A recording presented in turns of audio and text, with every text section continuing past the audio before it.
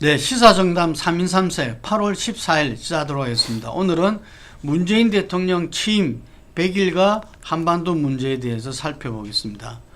문재인 정부 지지율이 70% 지지율은 계속 유지됐죠.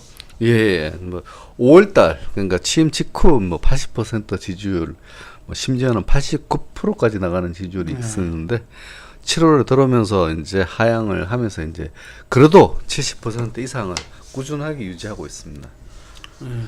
뭐 갤럽 78, 한겨레 78.6, 리얼미터 71.8 뭐 이렇게 나왔는데 어쨌든 뭐 기존 대통령 선거 때 어떤 득표율에 비하면 더블로 이렇게 나오는 건데 역대 대통령이 지금 100일 정도에서 이렇게 높은 이 지지율은 처음인 것 같아요.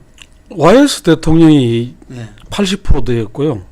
취임 100일 무렵에 두 번째로 높다고 하는데 네. 뭐 지금 70% 되면 상당히 뭐 고공행진을 하고 있다 이렇게 봐야 될 것 같습니다. 예. 또 최근에 보면은 그 문재인 케어다 이래가지고 이 건강보험을 굉장히 예, 확대를 하고 했지 않습니까? 예. 이게 대해서도 찬성률이 69.2. 하여간에 이 사회경제정책 복지를 포함해서는 굉장히 그 찬성도가 높고 이 공감도도 상당히 높은 것 같아요. 예, 지금 이제 참여정부 시절에 이 부분들이 이제 정세 논쟁이라든가 여러 가지 부분에서 이렇게 공격을 많이 받았던 정책들입니다. 뭐 그런데 이제 요번에 이제 신정부가 들어서면서 이제 나타난 것은 파리 부동산 정책에서 굉장히 강도가 높은 부분인데 이 부분들이 70%, 71.8% 요번에 한겨레 신문에서 조사한 결과에 따랐습니다. 최저임금 인상 부분들도 74.4%. 그다음에 이제 뭐 미용과 성형을 제외하고는 모든 부분으로 이제 건강보험 보장을 확대하겠다라는 부분들도 이거 예산이 만만치 않다고 하는 역공에도 불구하고 70%에 가까운 국민적 지지를 얻고 있는 상황입니다. 그러니까 이게 기존 어떤 그 공약이 178조 예. 였죠. 근데 그거하고는 별개로 또 그렇죠. 이렇게 그 소요될 수밖에 없다. 약 30조 원 소요된다 이런 이야기들이 나오고 있습니다. 예. 그 반면에 그 안보 그리고 탈원전 이 부분은 찬반이 팽팽한 것 같습니다.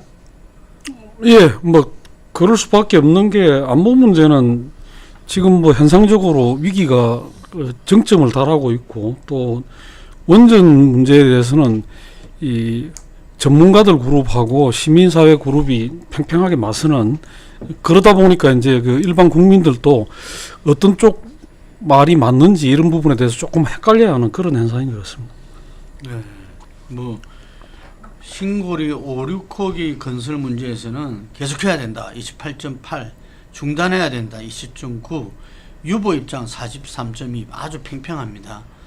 그래서 이 부분에 대해서는 어떤 측면에서는 이 공론화위원회입니까? 예. 이 공론화위원회 자체가 좀 의미하는 바가 이 원전 탈원전 부분들을 갖다가 단계적으로 하겠다 이런 메시지 않나 이렇게 이야기를 있던데요. 어쨌든 이제 원전업계, 원전 관련업계 자체에 가진 이렇게 로비력이라는 것이 만만치 않습니다. 우리 사회에서 이렇게 참여도 있고 이런 상황에서 이제 탈원전이 이제 극회화 관련 불안감 이쪽에 관련된 종사자들이 그것이 이제 각 언론이라든가 모든 부분에서 이렇게 여론전이 펼쳐지는 상황이고 그 다음에 이제 이쪽으로 봤을 때는 원전이 없었을 때 과연 이렇게 우리가 에너지 수급이 원활하게 갈 수 있느냐에 대한 부분들이 아직 완전하게 설득이 되진 않은 상태입니다. 그러니까 국민들도 거기에 대해서 원전이 아니면 다른 대안이 그다음에 산업 전력이 이제 제대로 공급될 수 있다라고 하는 자신이 있으면은 위험한 원전을 안고 갈 이유가 없다라고 나올 수 있는데 현재로서는 아직까지 그것이 이제 명확한 설득력을 제시하고 있는 상황은 아니기 때문에 현재와 같은 국면. 근데 이제 우리가 좀 대세게 본다면 올해가 아마 그 한여름 그 전력 피크 수요기를 예전에 못지않게 이제 맞았다고 볼 수 있는데 그 예전에는 여름만 되면 그 전력 피크 수요 문제를 덜 먹이면서 원전의 불가피성을 강조하고 막 이런 식으로 그 정부가 홍보를 했었는데 이번에 올해는 한 번도 저 전력 피크 문제 때문에 자칫 잘못하면 그게 온다. 뭐 블랙아웃. 브레이크아웃이 온다든가 이런 예. 식의 그게 없었고, 또 앞으로 전력 수급 관리도 좀 줄여가지고 하겠다. 전체적으로 다운사이징 하겠다. 이런 게 나왔기 때문에 장기적으로 본다면 원전을 꼭 추가적으로 하지 않더라도 이 전력 수급에는 차질이 없다. 이런 방향으로 가는 거는 국민들도 그걸 하는데, 당장 이제 짓고 있는 걸 중단하느냐 마느냐 문제가 걸리니까 좀 찬반이 나뉘는 게 아니냐, 그렇게 봐집니다. 어쨌든 간에 탈원전의 어떤 그 방향 속에서 실제로 여러 가지 그 정책이라든지 그런 결정은 이렇게 스텝 바이 스텝으로 단계적으로 국민 여론과 함께 가지 않을까 이렇게 싶습니다. 또 하나는 어쨌든 간에 대북 정책에서 뭐 신배럴리 선언도 했는데 상당히 대화협력 부분과 제재 강화 부분이 팽팽하게 맞서고 있어요.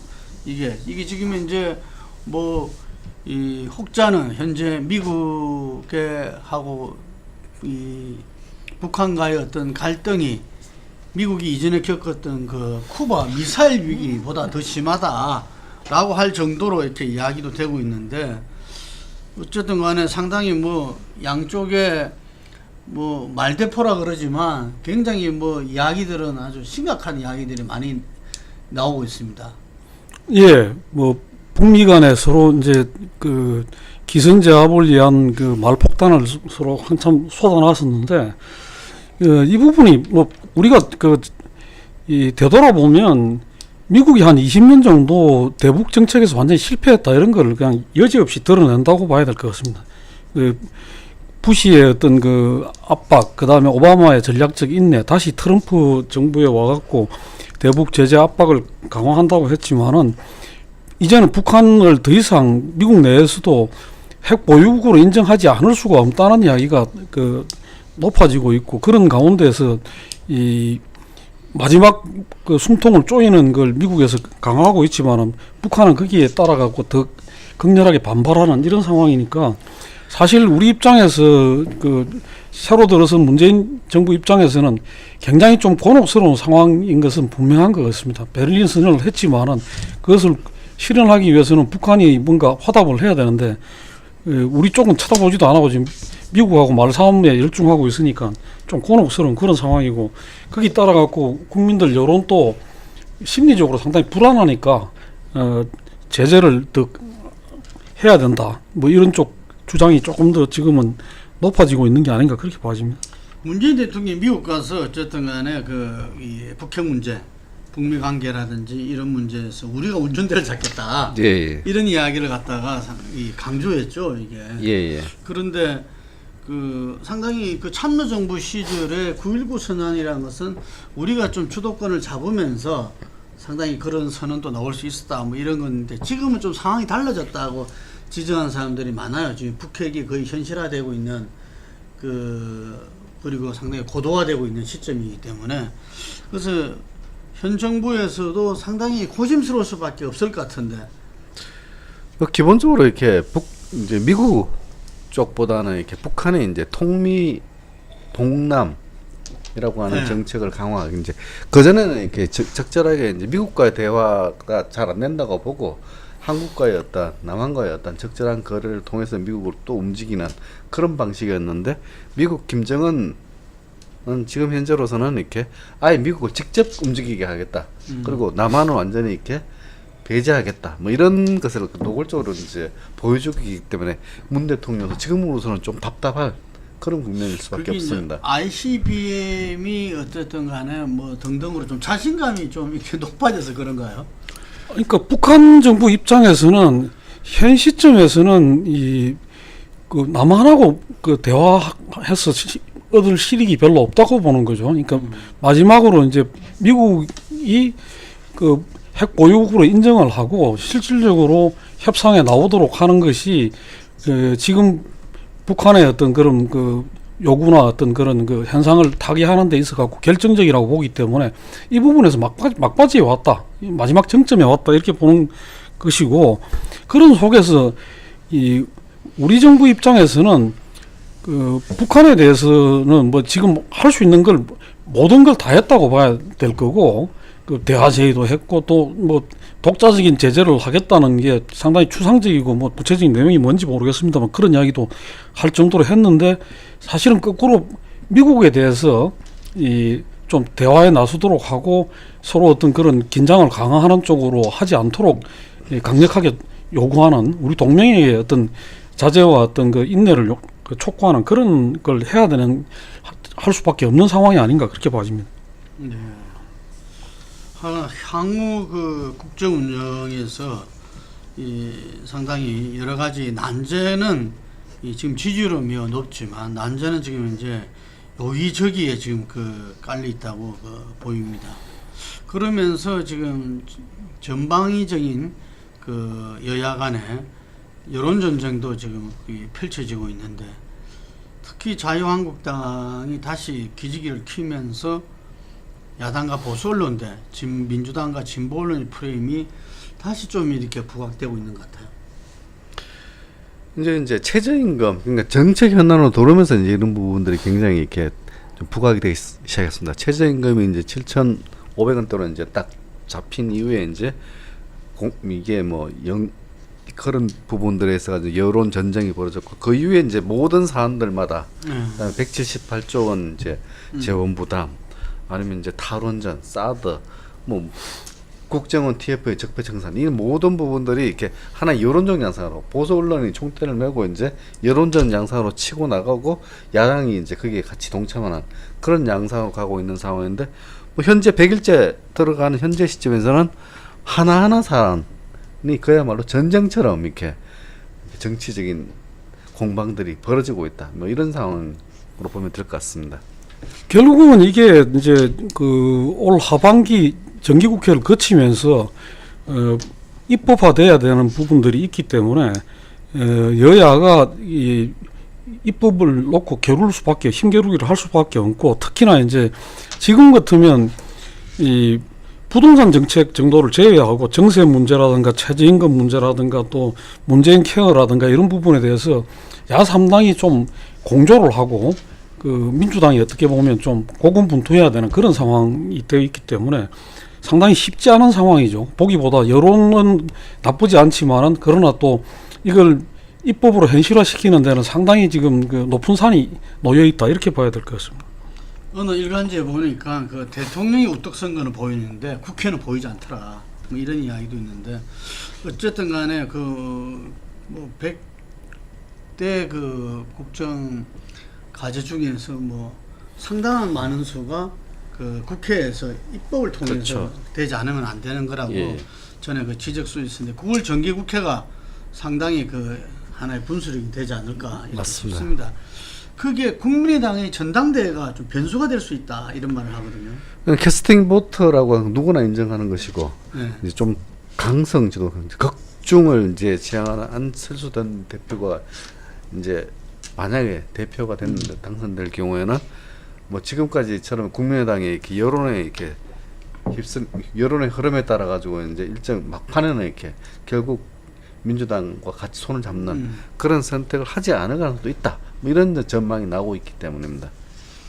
국민의당이 사실상 이제 자기들이 이 큰 소리 치는 게, 만약에 우리가 협조하지 않았다면은 총리도 임명이 못 돼가지고 지금까지 국정 운영이 이렇게 뭐 꽉 막혔을 거다, 뭐 이런 이야기도 하는데, 하여간에 전당대에서 뭔가 독자성을 강조하는 어떤 안철수, 이 극중주의라는 이야기도 했잖아요. 예. 이게 그 하고 뭔가 개혁에서 경쟁을 하겠다는 천정배, 정동영 노선, 이게 그 좀 치받을 수밖에 없는데, 실제 그 결과가 좀 영향이 있다는 이야기겠죠. 그렇습니다. 그런 점에서 국민의당의 대표가 어떤 노선을 가진 사람이 되느냐는 게 영향을 미칠 거고, 또 한 가지는 거꾸로 이제 그 민주당이나 이게 그 지금 현재 어떤 정부 입장에서는 국회, 아까도 뭐 이 청와대는 보이고 대통령은 보이는데 국회가 잘 안 보인다, 그런 지적이 있었습니다만은 민주당이 좀 그 모든 정책 그걸 하는 데 있어 갖고 조금 그 역할을 하도록 민주당과 조율을 한다든가, 아니면 정책의 그 입법에 관련된 문제들은 민주당을 통해서 좀 어떤 야당과 미리 조율을 할 수 있게 어떤 적을 준다든가 이런 여지를 준다든가 이런 식으로 해서 국회란 장을 통해서 결국은 해결할 수밖에 없다는 걸 인식을 하고 접근을 하는 게 바람직하지 않냐. 지금 멘트로 계속 대통령이나 청와대에서 툭툭 던지는 식으로 하기보다는 그런 방향으로 좀 국정 운영의 어떤 흐름이나 그걸 방식을 조금 바꾸는 게 앞으로 국회 운영에도 도움이 되지 않겠나 그런 생각도 듭니다. 대통령과 청와대가 앞장서서 이야기를 하면 그것을 현재 집권 여당인 민주당이 뒤처리를 하는 이런 모습으로 자주 비춰졌는데 어쨌든 간에 정기국회 실제로 전략적 차원에서라도 집권 여당인 민주당이 좀 이렇게 앞장서서 야당과 일단 협의를 통하고 그 조정된 속에서 그 부분들을 갖다가 입법화시킬 수 있는 그런 좀 현실적인 전략이 필요하지 않나는 지적인 것 같습니다.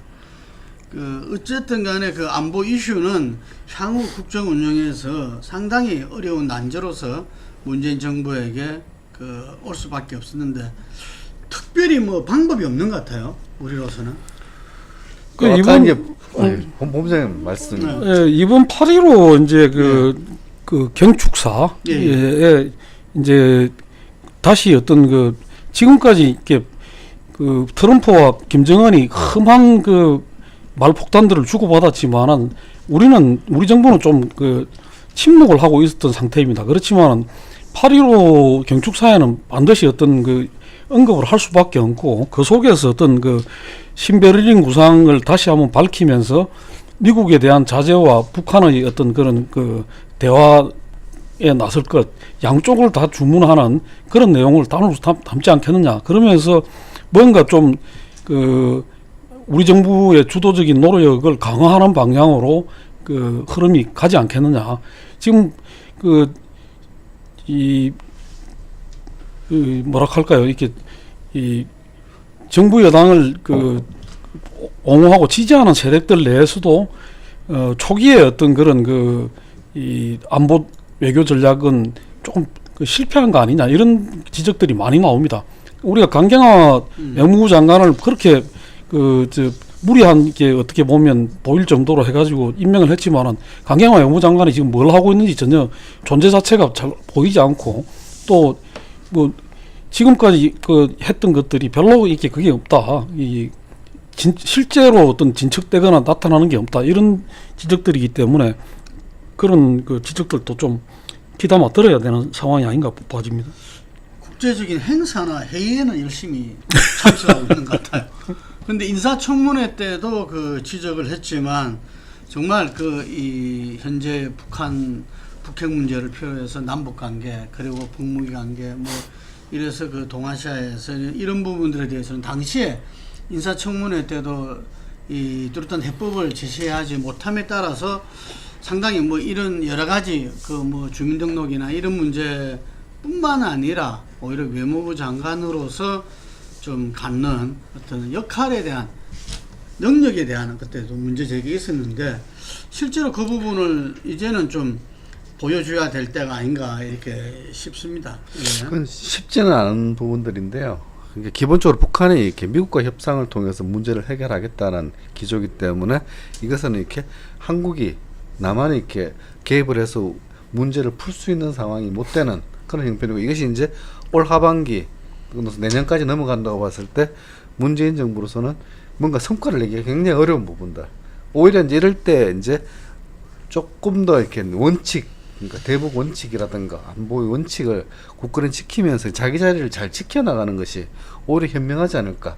무리하게 이제 뭐 제의를 한다든가 무리하게 접근하는 것이 오히려 이제 부메랑이 될 수 있기 때문에 그런 부분, 그런 쪽으로도 생각해 볼 필요가 있을 것 같습니다. 8.15 경축사 바로 내일입니다. 8.15 경축사에서 문재인 대통령은 아마 우리 현재 외교안보 문제에 있어가지고 굵직한 메시지를 어쨌든 내놓지 않을 수 없으리라 봅니다. 한 번 더 위기 극복 방안으로 한반도 전쟁 불용 입장이라든지 미국에 대한 선제 타격 불가 입장이라든지 이 부분에서 분명한 입장을 해야 할 필요성이 제기되고 있고 북한에 대해서도 6.15 14선언을 강조하면서 대화 협상을 갖다가 정말 거듭거듭 그 촉구하는 입장, 그리고 한일 위안부 합의 재협상 상해 임시정부 정통성 부분이라든지 이렇게 이 외교안보 문제에서 이렇게 굵직한 메시지를 갖다가 내놓지 않겠나 이렇게 싶은데, 실제로 이 부분들이 현재 이런 외교안보 위기를 극복해 나갈, 풀어나갈 실마리로 될 수 있는가는 또 다른 문제지 않나 싶습니다. 예, 지금 향후 국정은요, 이제 일자리 창출 등 구체물 결과물을 도출하면서 이 협치 시대를 풀어나가면서 또 외교안보도 이렇게 해결해 나가야 되는 문재인 정부로서는 어떤 면에서 보면은 정말 실력을 가늠할 그때가 지금 이제 다가왔다 이렇게 볼 수 있겠습니다. 네, 오늘 여기까지 하겠습니다.